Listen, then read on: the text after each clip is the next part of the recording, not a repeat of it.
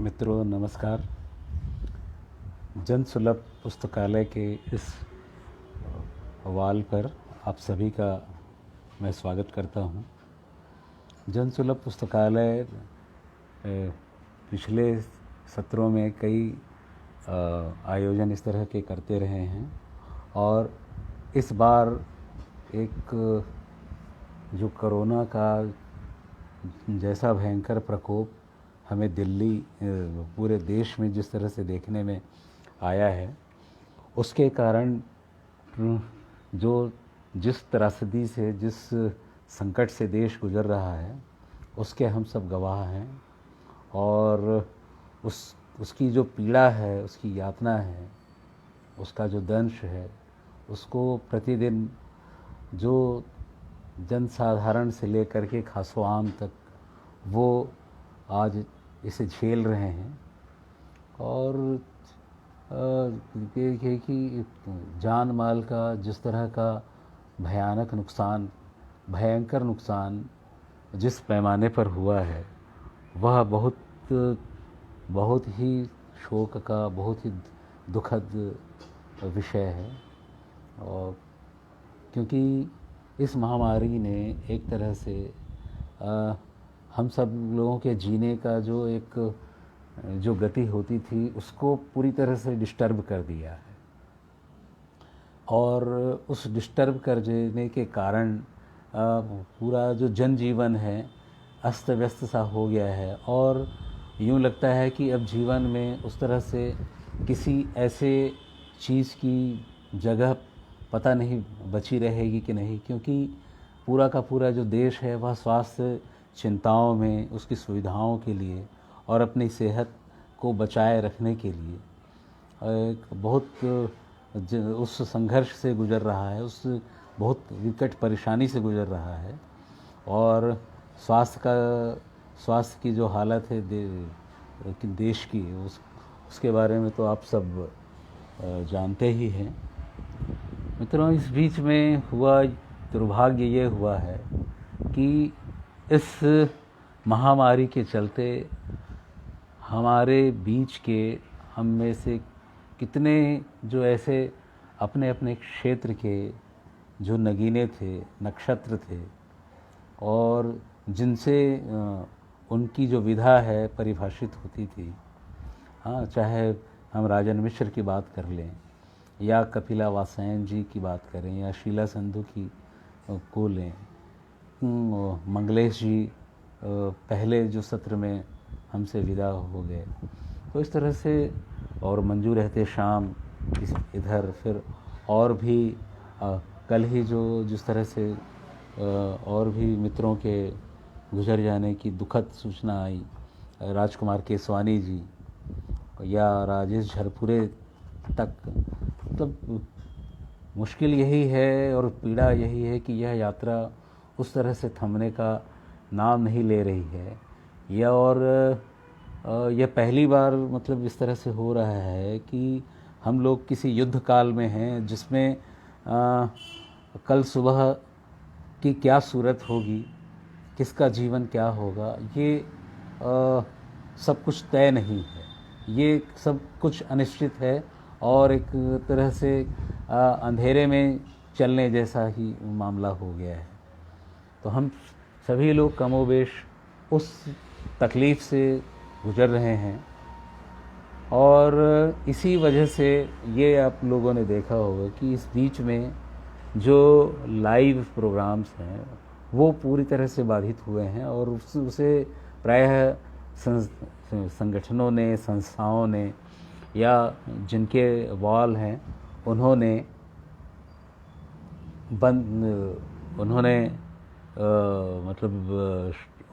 बंद कर दिया है इसे जी। तो ऐसे में ये तो है कि इस बीच में जो क्षति हुई है उसे अब एक सामान्य, ये वो बड़ी असामान्य अवस्था है हमारे जीवन की, हमारे पूरे देश के लिए। इस बहुत असामान्य अवस्था में खुद को कैसे सामान्य बनाए रखें या किस तरह से कोई सामान्य बना रह सकता है, यह भी एक बड़ी सोचने वाली बात है। लेकिन हम जैसे अर्पण कुमार जी जन सुलभ पुस्तकालय के जो संचालक हैं, उन्होंने मतलब इस चीज़ को महसूस किया है कि कम से कम हम ये तो कर सकते हैं कि इस दौरान हम में से जो मित्र हमसे बिछुड़ गए हैं, उनको भावभीनी तरह से हम लोग याद कर लें, उनके योगदान को और उनके स्मरण को हम लोग किसी तरह से सुरक्षित रखने की एक उपाय कर लें। और ये देखिए कि अगर यह उपाय भी हम लोगों को कहीं से भी एक कुछ कहीं से भी अगर उस तरह से मानसिक तौर पे अगर हमको राहत देता है और एक सुकून देता है, तो यह भी एक बड़ी बात है इस पूरे निराशा वाले दौर में। तो इस तरह से ये जन सुलभ पुस्तकालय ने जो सीरीज़ अपनी शुरू की है, उसमें आज उसी कड़ी में मैं आप सबके सामने हाजिर हूँ, उपस्थित हूँ। और हम लोग मंजूर एहतेशाम के विषय में चर्चा करने के लिए हैं यहाँ पर। मंजूर एहतेशाम जिन्हें मुश्किल से 10-12 दिन हुआ है, मुझे लगता है कि शायद उस तरह से हमसे बिछड़े हुए 12-14 तारीख मैं भूल रहा हूँ जी। तो ये और वो किस पाए के रचनाकार थे और किस पाए के इंसान थे। हम लोग मैं अपने मुतालिक मेरे उनसे जैसे जो संबंध रहे हैं या जो भी थोड़े बहुत रहे हैं, मैं उन्हीं को याद करते हुए उनके कुछ लिखे पर अपनी बात रखने की कोशिश करूँगा। और मुझे लगता है कि इस तरह से हम लोग उनको एक श्रद्धांजलि तो दे ही रहे हैं, और साथ ही उनके काम को, उनके योगदान को एक अलग से रेखांकित भी कर रहे हैं। तो इसी क्रम में आज मंजूर भाई को याद करने के लिए, और जैसा अर्पण कुमार जी ने जो शीर्षक दिया है मंजूर एहतेशाम, जैसा मैंने उन्हें देखा, जाना, समझा, मुझे इसमें एक चीज़ और जोड़ देनी चाहिए कि जैसा मैंने उन्हें देखा, जाना, समझा और पढ़ने के बगैर बात पूरी नहीं होती। तो उसमें एक चीज़ और हम जोड़ते हुए मैं अपनी बात आगे करता हूँ। मित्रों, मंजूर एहतेशाम से मुलाकात किस तरह से हुई या उनको मैंने पहली बार कहाँ पर जाना, उसका मैं जिक्र करना चाहता हूँ कि 1986 की बात है और मैं संभवतः बीएससी फाइनल या सेकेंड ईयर हो चुका था, फाइनल में था, और कहानियाँ मैं लिख रहा था। पत्रिकाओं में कुछ जगहों में कहानियाँ छप रही थी। वहाँ तो भोपाल से सत्येन कुमार कहानियाँ मासिक चयन पत्रिका निकालते थे। और उसके पहले की बात यह है कि मैं सत्येन कुमार की कहानियों का घनघोर प्रशंसक रहा वो, और उस ज़माने में तो बिल्कुल एक दीवानगी का आलम था उनकी कहानियों को लेकर के। और यह भी एक संयोग से हुआ कि मुझे देशबंधु में मैंने बच्चों की कहानी प्रतियोगिता थी, बच्चों के कोई चित्र देकर के कहानी लिखने की प्रतियोगिता थी, वो हर हफ्ते हुआ करती थी। उसमें मैंने अपनी एक कहानी भेजी थी, तो छोटी सी कहानी, वह पुरस्कृत हुई थी। तो उस पुरस्कृत के तौर पर मुझे जो है उन्होंने 2-3 किताबें भेजी थी। तो उसमें सत्येन कुमार का जो संग्रह था पूर्वा प्रकाशन से, जहाज तथा अन्य कहानियाँ। तो सत्येन कुमार की कहानियों को पढ़ने के बाद मैं उनका मुरीद हुआ। फिर सारिका में उनकी कहानियाँ मैं पढ़ता था। तो इस तरह से खतो खिताबत का सिलसिला शुरू हुआ था सत्येन जी से। और फिर 86 में ये पता चला कि सत्येन कुमार खुद एक पत्रिका निकाल रहे हैं, कहानियाँ मासिक चयन, और मुझसे कहानियाँ मांगी उन्होंने। तो मैंने तो अपनी एक कहानी भेज दी, और उसमें हुआ ये कि शायद 1 या 2 अंक, दूसरे या तीसरे अंक में मैंने ये देखा कि पहले ही कहानीकार के तौर पे मंजूर एहतेशाम की कहानी थी, ढलती दोपहर में या ढलते पहर में, इस तरह का शीर्षक मुझे लगता है उस कहानी का शीर्षक था। और उसमें मैंने उनकी तस्वीर देखी थी, और तो ये लगा कि यह जो है एक उस तरह से राइटर की तरह से तो कम लगे, बल्कि जी मुझे ये दुरुस्त किया इन्होंने 26 अप्रैल 2021 को अर्पण कुमार जी ने। जी शुक्रिया अर्पण जी। मैं इस मामले में बड़ा कमज़ोर हूँ और अपने काम में लगा था, तो उस तरह से मैं जान नहीं पाया जी। तो उस बीच फिर ये लगा कि उन कहानीकार के बारे में मेरा ये ख्याल हुआ, ये तो बड़े एक शक्ल सूरत से बहुत एक हीरो की तरह से नज़र आ रहे थे। मसलन फ़िरोज़ खान, हिंदी फिल्मों के जो हीरो फ़िरोज़ खान, उनकी तरह से उनका फ़ोटो था, और बड़ा एक रौब गालिब हुआ था उन्हें देखकर जी। उन्हें देख कर तो उस तरह से उनके नाम से इस तरह से परिचय हुआ। लेकिन बाद में फिर सत्येन जी से बातचीत होती रही पत्र के ज़रिए, तो ये पता चला कि उनके जो बड़े गहरे दोस्त हैं, मंजूर भाई जो हैं, उनके बड़े खास मित्र हैं, और वो उस तरह से वो भी कहानी उनके साथ कहानियों में, नाटक में, अभिनय में, सब तरह से उनके साथ में रहे हैं। तो ये एक पहला परिचय जिसको कह सकते हैं कि मंजूर एहतेशाम का उस रूप में परिचय मेरे पास में आया, और मैं उनकी कहानियों के बारे में कहिए कि कुछ भी राय बनाने की स्थिति में भी नहीं था।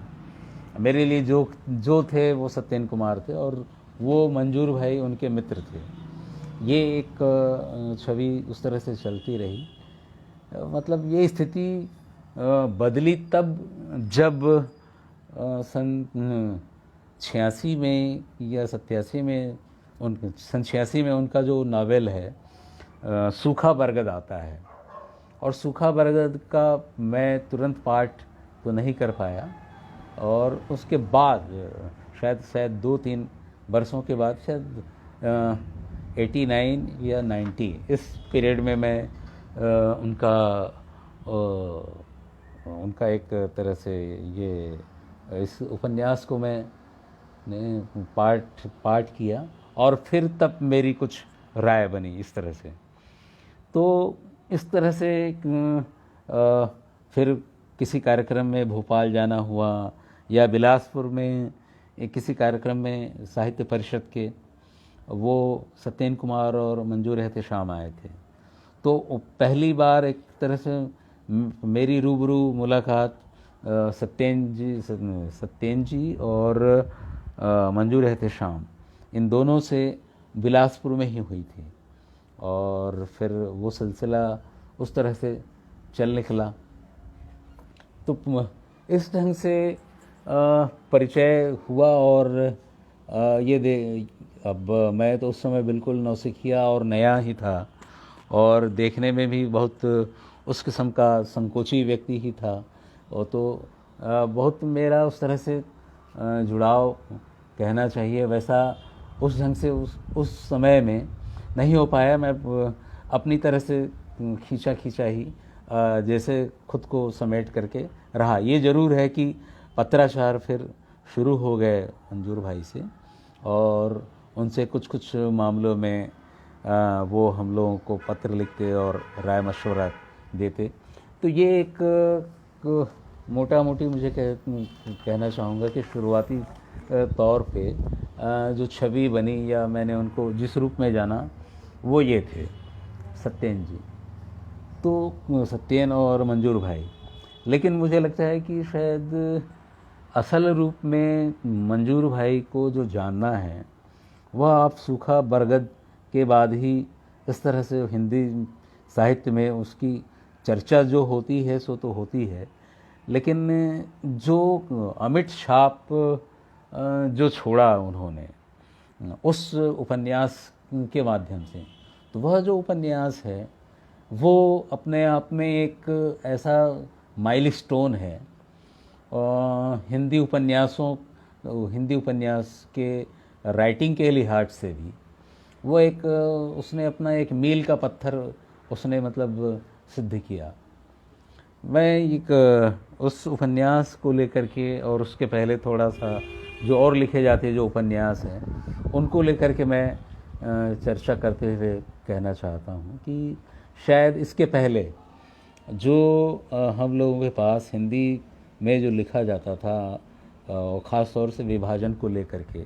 या सांप्रदायिक मसलों को लेकर के, वो ज़्यादातर विभाजन के परिप्रेक्ष्य में आते थे या गुलशेर खान शानी जैसे जो कुछ राइटर थे तो उनकी तल्खियत के माध्यम से कुछ आते थे। लेकिन फिर भी मुझे लगता है कि शायद उस समय तक जिस तरह की कहानियाँ या उपन्यास इस हिंदू और मुस्लिम जो दोनों समुदाय के रिलेशन, उनके तनाव और उनके बीच का जो द्वंद्व और उनके मतभेद, उनके भीतर बढ़ती नफ़रत, इन सब चीज़ों को लेकर के बहुत खुल कर के चीज़ें वैसी नहीं आती थी। और जो आती थी वो एक तरह से एक जिसको हम लोग कहेंगे कि जो घटा हुआ है उसके निरूपण के तौर पे वो ज़्यादा होता था, ज़्यादा चीज़ें आती थी उस कि इसमें हम जो पूरा का पूरा जो कृष्णा सोपती से लेकर के भीष्म साहनी हैं, मोहन राकेश हैं, शानी हुए और शायद बदी उजमा हैं, ऐसे उस ज़माने के जो राइटर थे वो लेकर के आ रहे थे। लेकिन मतलब ये दिखाई देता है कि शायद इन दोनों कौमों के बीच में जो वास्तविक जो सच था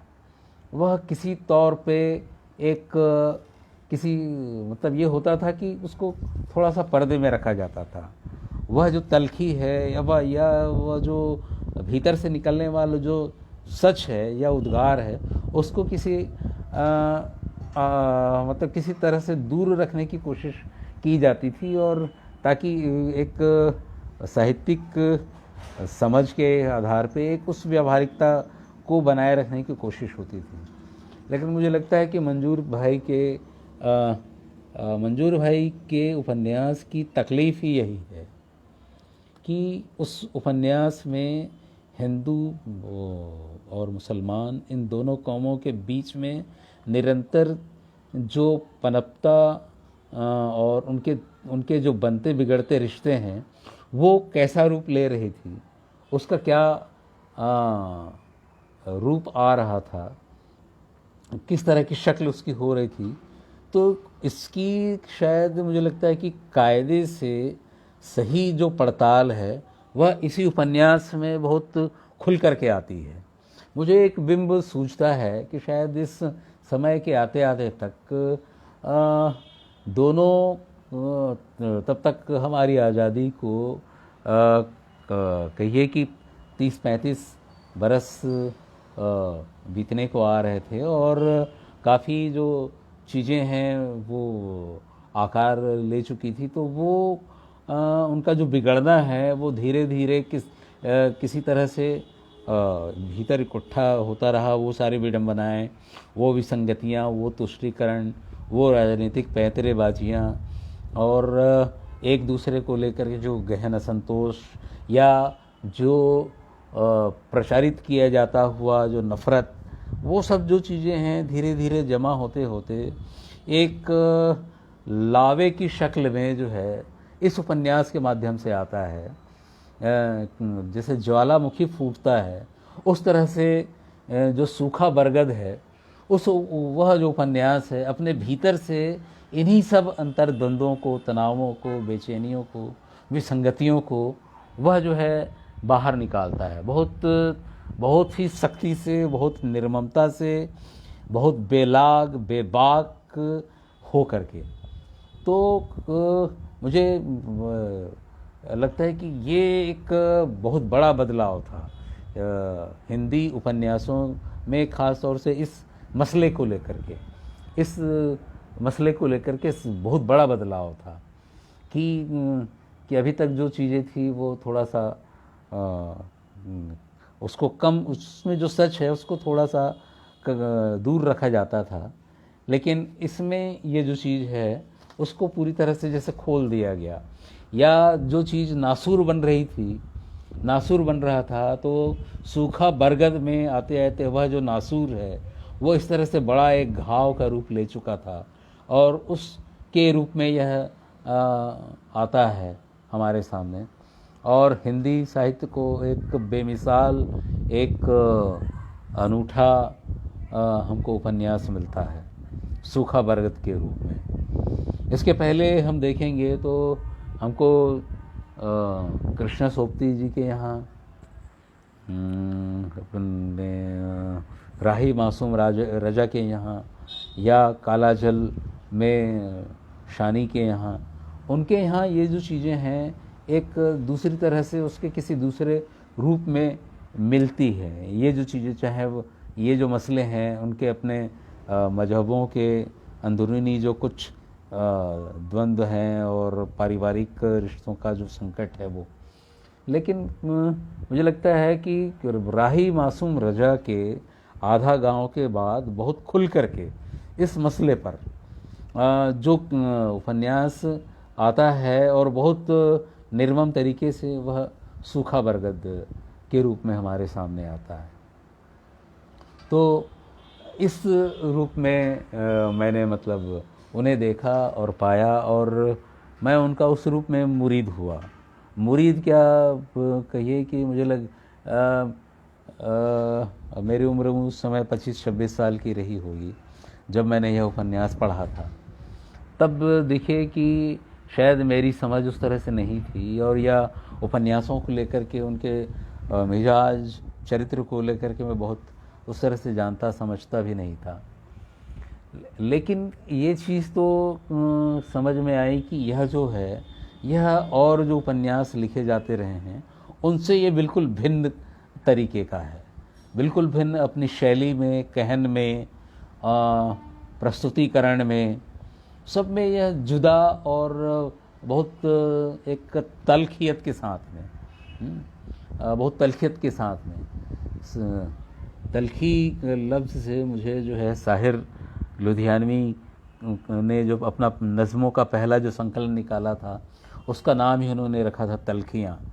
तो कुछ उसी तरह से यह जो उपन्यास है वह आता है। उसमें उस दौर में बनते बिगड़ते चीज़ों की निर्मम पड़ताल करने की कोशिश जो है की है। तो मेरी धारणा ये बनी कि मंजूर भाई जो हैं, मंजूर भाई एक इस उपन्यास में लेखक कम है और समाज विज्ञानी अधिक हैं। वो समाज विज्ञानी के रूप में ज़्यादा हैं। हाँ, वो मैंने उनको इसी रूप में देखा और समझा कि ये पढ़ने के बाद में ये लगा कि यार ये तो बड़े एक समाज वैज्ञानिक की तरह से लग रहे हैं, जो समाज में घटते घटनाओं को उस तरह से उसका एनालिसिस करके हमारे सामने ला रहे हैं। और दूसरी बात ये भी लगी कि शायद इस कहानी में ही, इस उपन्यास में ही मैंने एक उपन्यास का वह रूप देखा जो अपने मूल में एक विमर्श को लिए हुए था, जिसमें बहुत लंबी बहसें थी, तकरीरें थी, ख़यालात थे, और अलग अलग जो पात्र हैं उनकी अपनी सोच और उनके बीच के जो तनाव हैं, और उन सबके माध्यम से इस देश में बनता, इस देश की जो कहना चाहिए कि सांप्रदायिक सांप्रदायिक तो न कहना चाहिए, सांप्रदायिक सौहार्द वाला जो मामला था उसमें क्या स्थिति, क्या किस करवट चीज़ें जा रही थी, उसको देखने दिखाने की कोशिश हुई है। तो अद्भुत था ये, और अद्भुत इस मायने में कि इसमें जो पात्र आते हैं, जो अब्बू हैं, अब्दुल वहीद खान, जो एक वकील, पेशे से एक वकील हैं,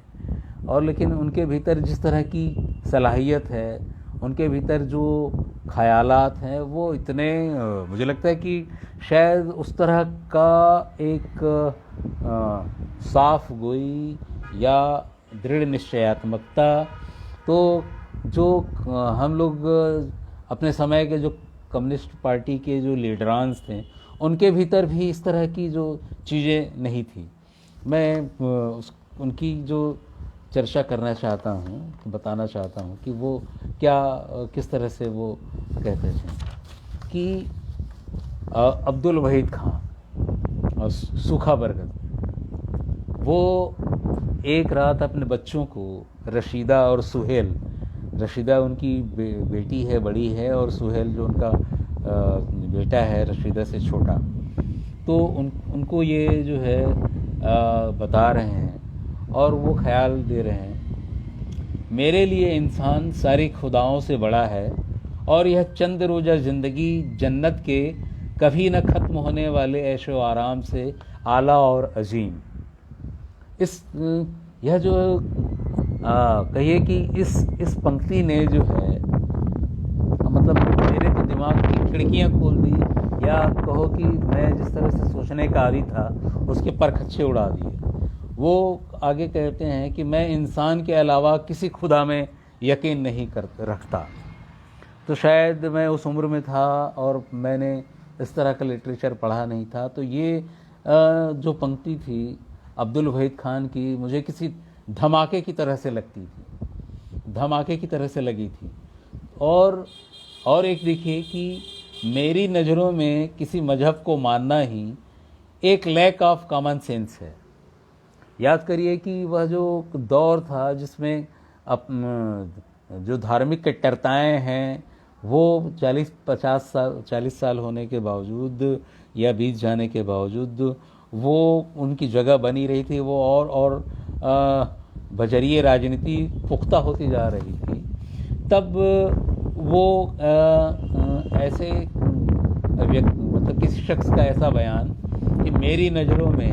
किसी मजहब को मानना ही कहीं एक लैक ऑफ कॉमन सेंस है, और हमारे ज़माने में बुनियादी वजूद के लिए लड़ाई एक धर्म और दूसरे धर्म के बीच नहीं। इसे मैं फिर से रिपीट करता हूँ, आज हमारे ज़माने में बुनियादी वजूद के लिए लड़ाई एक धर्म और दूसरे धर्म के बीच में नहीं। इस सोच और काम करने के ढंग जो इंसानों को अलग अलग बांटता है, और उस फिक्र और अमल के बीच है जो बुनियादी रिश्ता इंसान और इंसानियत के बीच खोजता या कायम करता है। कहने का मतलब ये है कि जो मुख्य लड़ाई है वह मजहबों के बीच में नहीं है, वो मजहबों के बीच की उस लड़ाई वहाँ पर आ गई है कि एक तरफ उसकी कट्टरता है और धर्म आधारित, और दूसरी तरफ जो धर्म को लेकर के एक दूसरे को जोड़ते हैं, तो उन दोनों के बीच की लड़ाई की वो बात कर रहे हैं। और एक बड़ी टिप्पणी वो इसी पेज पर करते हैं कि मजहब के ठेकेदारों के लिए उन्होंने जो कहा है, वो कहते हैं मजहब इनके लिए खास रब की इबादत करना या एक खास तरह से जिंदा रहना नहीं, सबसे पहले तो एक धंधा है, बिल्कुल ऐसा ही समझ लो जैसे जूते बेचना। तो अब ये तो इस तरह की वाक्यों की आप कल्पना करिए कि आज कोई किसी धर्म को लेकर के यह कह दे या मजहब को लेकर के कि जो मजहब है यह वैसा ही है जैसे धंधा करना है, या वैसे ही जैसे जूते बेचना। तो मुझे लगता है कि उसकी स्थिति कितनी दुभर होगी, उसके प्राण कितने मुश्किल में पड़ेंगे। हम लोग आज के समय में रोजाना को देख रहे हैं, क्योंकि यह जो दिमागी जहालत है, कट्टरता है, संकीर्णता है और अपने धर्म का जो ध्वजा है उसको ऊपर रखने की जो कवायद है, ये सभी फिरकों में जिस तरह से बढ़ा है और उसको जिस तरह से हवा मिल रही है, तो उसके मद्देनज़र यह जो वाक्य है अपने आप में मुझे आज बड़ा एक क्रांतिकारी वाक्य लगता है कि मजहब को मानना जो है वो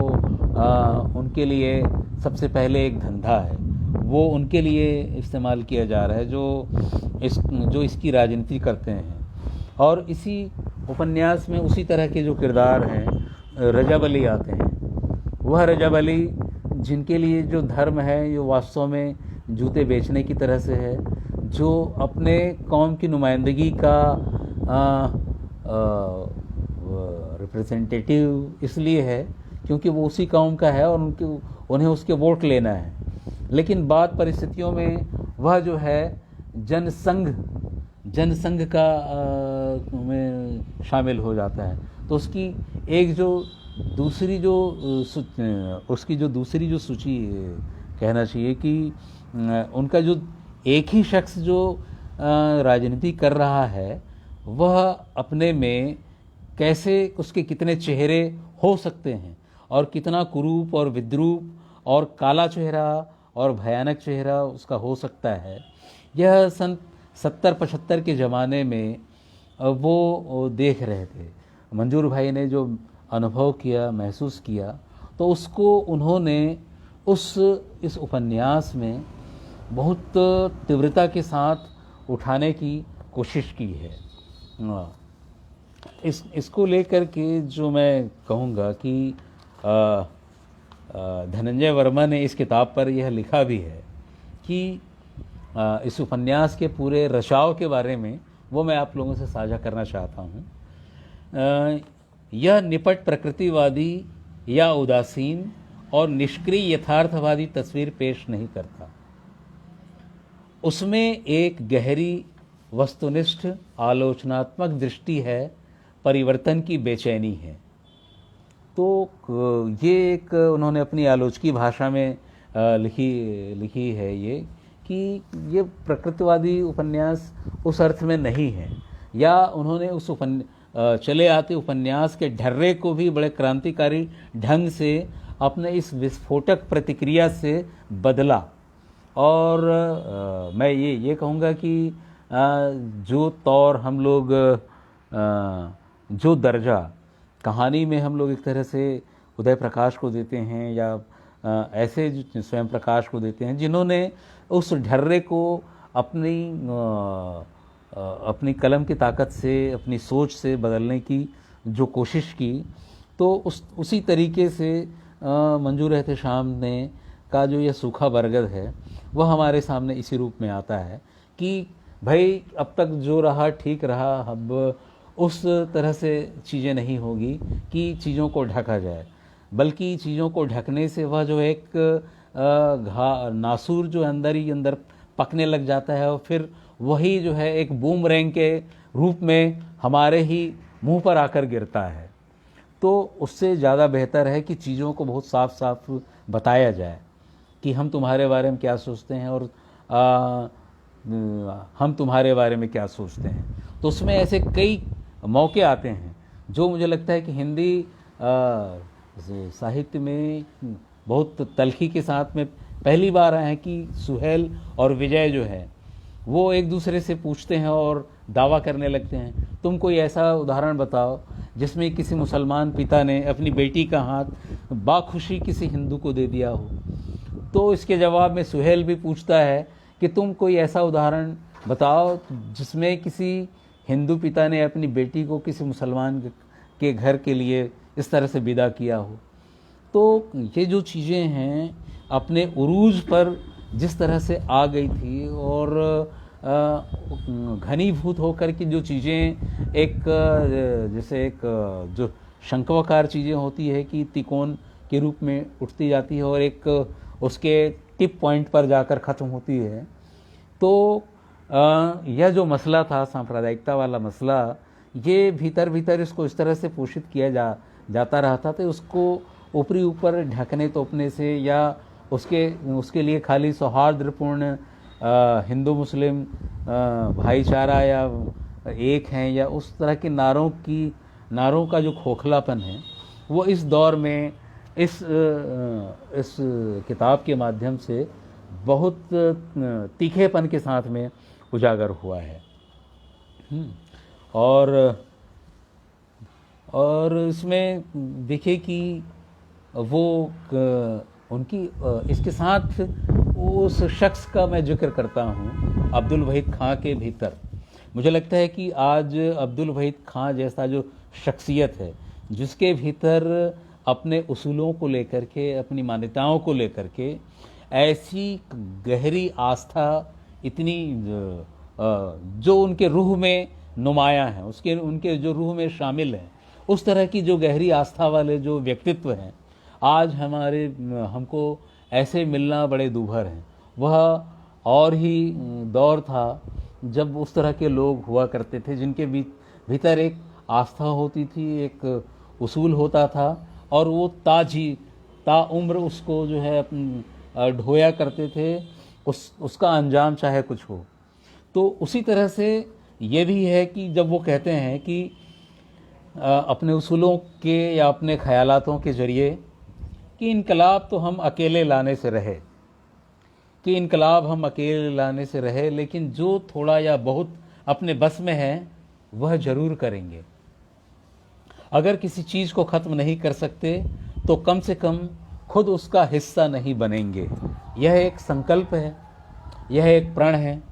उस शख्स का जिन्होंने गुलाम हिंदुस्तान में अपनी आंखें खोली और अंग्रेज़ों का जिन्होंने ज़माना देखा था, और उनके भीतर ये चीज़ें जज्ब थी कि हम जो है अपने जो उसूल है वो बना करके रखेंगे, उसको इस तरह से छोड़ेंगे नहीं। मनुष्य की बेहतरी का या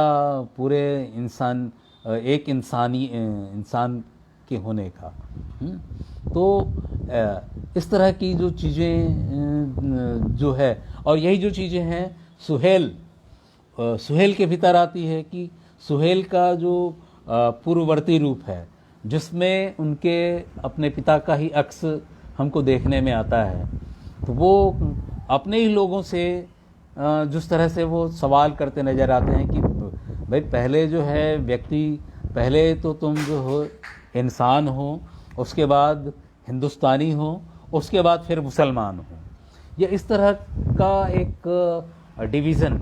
अपने व्यक्तित्व को लेकर के सुहेल एक जो नौजवान है, 20-22 साल का यंग लड़का है, और अपने घरेलू माहौल से मिले माहौल से उसमें इतनी प्रगतिशीलता है या ऐसी सोच उम्दा और नेक सोच उसकी बनी है कि सबसे पहले कि तुम इंसान हो, उसके बाद फिर तुम हिंदुस्तानी हो, उसके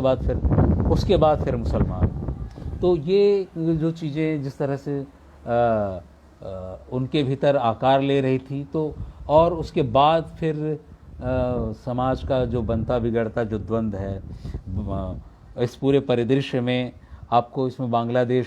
के का भी जिक्र आएगा, बांग्लादेश के गठन का, उसका मुसलमानों पर या संप्रदायों पर क्या असर।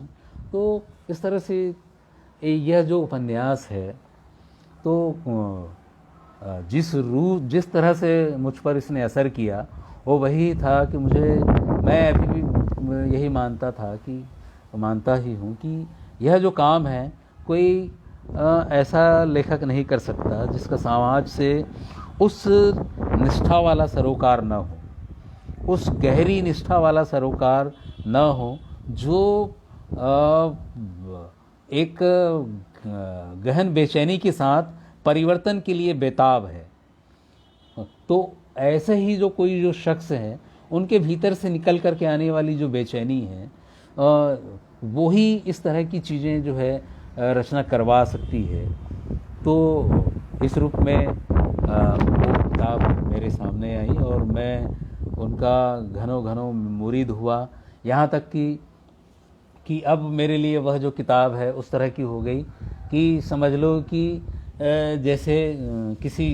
हिंदू के लिए गीता है ना, किसी हिंदू के लिए गीता जो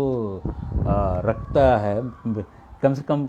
मैंने 2 बार 3 बार जैसा भी हो उस समय मैंने पढ़ा और उनके इन मंतव्यों को, वक्तव्यों को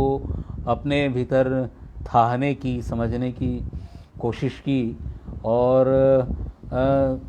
अब हुआ ये कि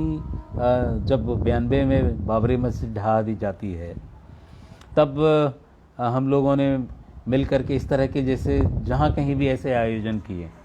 सांप्रदायिकता के विरोध में, और जो बढ़े आते जो राष्ट्रवाद है, धार्मिक उन्माद है, उसके विरोध में। तो मैं यही काम करता था कि मैं दूसरे लोग अपनी कविताएं पढ़ते थे या दूसरे कवि की कविताएं पढ़ते थे, मैं उनके उन्हीं सारे अंशों को पढ़ता था जो इस तरह से धर्म का आधार, मतलब धर्म का जो एक रूप है उसको एक तरह से उसके खोखलेपन को या उसके पीछे की उस तरह की जो चीज़ें हैं, उसके पीछे जो राजनीति है उसको जो उजागर करती है, तो मैं उन हिस्सों को इनमें ये पढ़ा करता था और लोगों से मैं ये शेयर करता था। तो मंजूर भाई इस रूप में मेरे करीब रहे और फिर बहुत उस तरह से तो मेरी मुलाकात और आगे चल कर के होती है। 1910 के आसपास, सन 2010 के आसपास मुझे, या सन 11, आहा ज़िंदगी के आलोक श्रीवास्तव जी ने मुझसे कुछ, उनका एक कॉलम चलता था कि मेरा प्रिय किरदार या किरदार मेरे जीवन में, तो उसमें जो है अपने प्रिय किरदार के बारे में लिखना होता था। तो मैंने उसमें रशीदा बिया हैं, उनको मैंने अपने प्रिय किरदार में विश्लेषित किया और माना। तो इस तरह से वह जो किताब है मेरे लिए कई तरह से मेरे लिए एक खुद के निर्माण में, मैं ये कहूँगा रचनात्मक रूप से भी और वैचारिक रूप से भी मेरे लिए एक बड़ी भूमिका उस रूप में इस किताब ने मेरे लिए अदा की है। और यहाँ पर मैं मंजूर भाई की जो लेखन शैली है उसमें आप ये देखेंगे, हाँ मित्रों यहाँ कुछ पानी गिर रहा है, मैं थोड़ा सा टेबल अपना जो है थोड़ा सा क्षमा चाहती हूँ, मैं अपना टेबल किनारे कर रहा हूँ जी।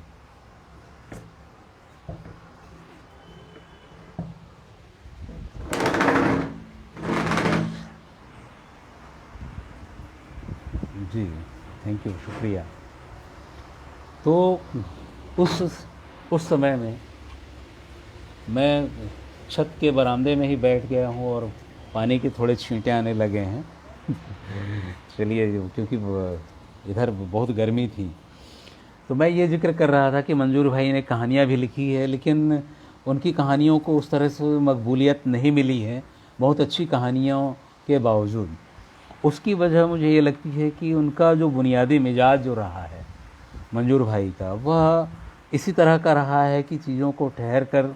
ग्रहण करना और किसी निष्कर्ष किसी निष्कर्ष के बेताबी में पहुंचने की बेताबी उनमें नहीं है। किसी आमतौर पे हम लोग, मैं कहानियाँ लिखता हूँ तो इस चीज़ को मैं महसूस करता हूँ और यह दबाव कहीं न कहीं सभी कहानीकारों के भीतर काम करता है कि जो कहानी है उसका एक तरह से एक ऐसे अंत की तरफ हम ले जाना चाहते हैं जो पाठकों, हमको तो अच्छा लगे ही, पाठकों को भी वो उस तरह से अपील करे जी, पाठकों को भी उस तरह से आकर्षित करे, अपील करे। लेकिन मंजूर भाई के साथ में ये रहा कि वो उस तरह से अंत और ये इन सब चीज़ों की परवाह उस तरह से नहीं करते, तो उनके लिए इसीलिए उनकी कहानियों में एक फैलाव उसी तरह से दिखता है जैसा कि उनके उपन्यासों में। इसीलिए कहानी विधा की जो पिंचिंग प्रवृत्ति होती है, एक खास नुक्ते पे सुई चुभा देना, वह जो है उनकी कहानियों में उस तरह से हमको नहीं मिलेगा। जी कहानी है, लेकिन उस तरह से शायद उसमें उस तरह की बहुत मजबूत हम कहें, और उस तरह से वो नहीं हुआ। तो इस वजह से उनकी जो कहानियाँ हैं वैसी रही। तो ये तो उनकी बात ये थी मंजूर भाई की। और मैं उनको किस रूप में देखा, मैं थोड़ी सी चर्चा आगे उनके दूसरे उपन्यास की थोड़ी सी मैं करना चाहूँगा, और आप सब लोगों से गुजारिश भी करता चलूँ कि थोड़ा सा मुझे समय दीजिए, ताकि मैं कुछ और बातें मंजूर भाई के बारे में करता चलूँ। सन 2014 में मेरा उपन्यास आया लौटना नहीं है। मैंने मंजूर भाई को यह उपन्यास भेजा, और तो सोच सकते हैं कि मैं बहुत संकोच में था, बहुत ज़्यादा, कि एक ऐसा उपन्यासकार जिसको मैंने अपना कह लो कि खुदा माना है, हाँ खुदा माना है, मैं उसके सामने अपनी किसी ऐसी चीज़ को लेकर के हाजिर हो रहा हूँ जो मुझे खुद उपन्यास तो है, लेकिन वो जिस मयार के उपन्यासकार हैं, जिस दर्जे के उपन्यासकार हैं, उसकी तुलना में मेरा जो उपन्यास का